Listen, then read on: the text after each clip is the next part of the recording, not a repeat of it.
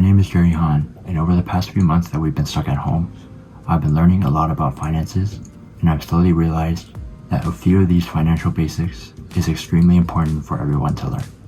So here are the 5 financial basics that I think everyone should know about.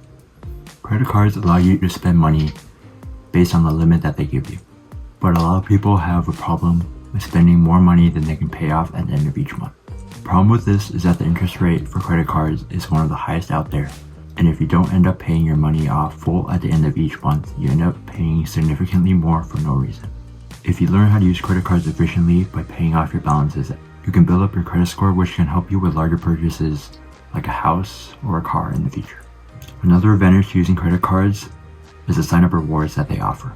If you use these newly signed up credit cards to spend money that you would already be spending, at the end of a certain amount of time, you end up getting money back.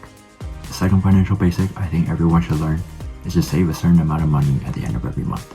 The goal would be to save half of your annual expenses for a rainy day, an accident, or an emergency. Another way would be to put the money in a high-yielding savings account, which I will explain more later on. Another smart way to save would be starting a retirement account, whether it be a 401k or a Roth IRA.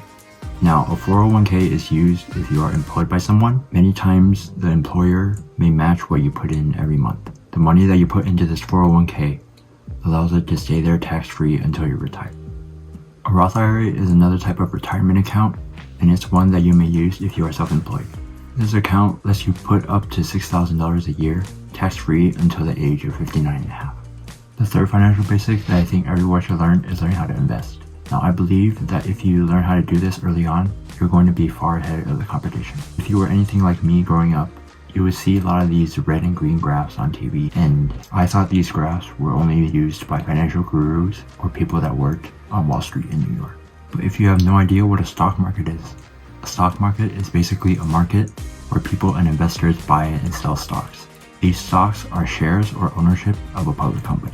The prices of these stocks are set by supply and demand based on how much they are valued. So for example, companies like Amazon, Apple, or Tesla are a lot more expensive than the smaller companies which you may have not heard before. Now you may be wondering how you're going to know which stocks to buy because you don't know which companies are going to end up making money over the long term or which companies are going to end up losing money. This is where index funds come in. Different index funds usually have a fund manager behind it, and they allow you to invest your money into a group of hundreds of stocks. This solves the problem of diversification between stocks, so if one company's stock ends up going down, you don't end up losing a lot of your investment. The third financial basic that I think everyone should learn about is how to budget. Now, if you don't know where to start, a good standard would be something called the 50-30-20 rule. This rule says to spend 50% of your after-tax salary on needs such as housing, food, or other living expenses. 30% of your salary should be spent on your wants. This could be stuff like tech, clothing, or even plushies if you're into that. The remaining 20% of your income should be used to pay off your remaining loans, such as student loans, card debt, or credit card debt. And if you have all of your loans paid off, save that rest of your 20% for a rainy day. Now, if you don't want to follow the 50-30-20 rule, you can also learn to set your own budget. This would be categorizing all of your expenses into categories such as food, travel, or living expenses, and setting maximums per category. And finally, the fifth financial basic that I think everyone should know is learning how to choose a good bank to put your money in.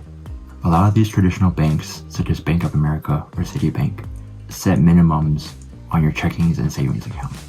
This means that if you don't meet a certain minimum balance for your checking or savings account, they will charge you a certain amount every month for not meeting that requirement. So instead, I would recommend looking for online banks or banking apps. Now, a lot of these may be small, but they don't have minimums, and you can do all of your banking online or from your phone.